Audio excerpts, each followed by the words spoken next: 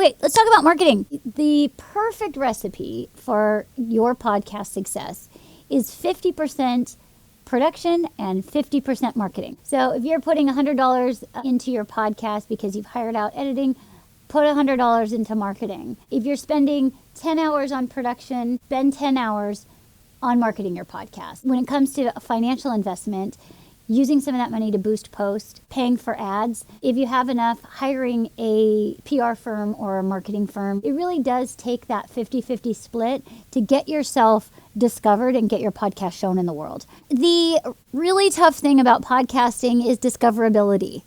It's what every podcaster will complain about. And part of that is because there's no barrier of entry to podcast. Anybody can do it. Anybody can publish. So there's a lot of them out there. A couple of things that will set you above some of that noise is giving somebody something that's so good that they want to tell somebody else about it. If you eat a great dessert or you eat at a great restaurant, you're going to tell your best friend about it.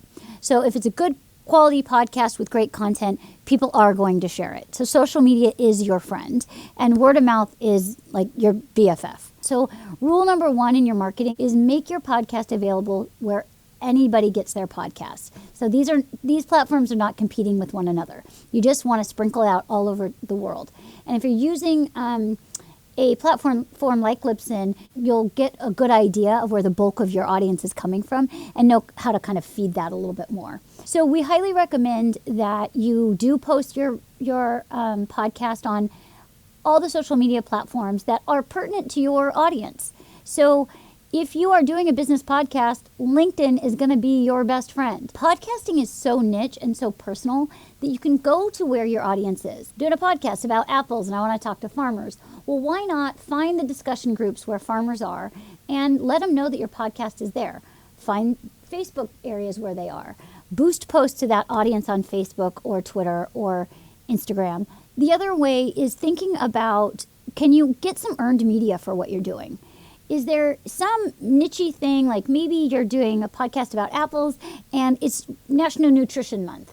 Well, let local media know that you have this podcast, you have this body of work, they can trust it, and now maybe you can get some earned media from that. We've also found that if you are doing an interview podcast or you're doing a podcast about a specific subject or you're mentioning something like the theater you go to or went to, the play you just saw, the book you just read, let the author know, hey, I gave you a shout out on my podcast.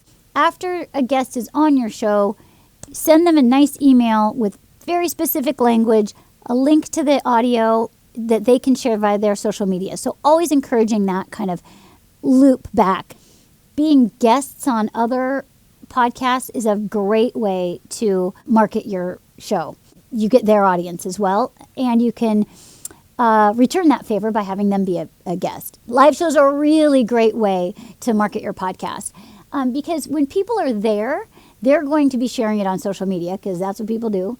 So if they're seeing you face to face, also if they're going to an event that evening or that afternoon, they're going to tell people about it. So I'm going to this thing, I'm going to watch this podcast. So there's lots of different ways that can kind of begin to trickle out into the communities that you want. And what you want to watch for then in your analytics is like, oh, we got that spike. Did we maintain that? Or did we just get 10 people that listened to that one episode? Did they go back to listen to number 1? Are we seeing that number rise as well? So as you watch your show grow, those are the things that you want to begin to look at.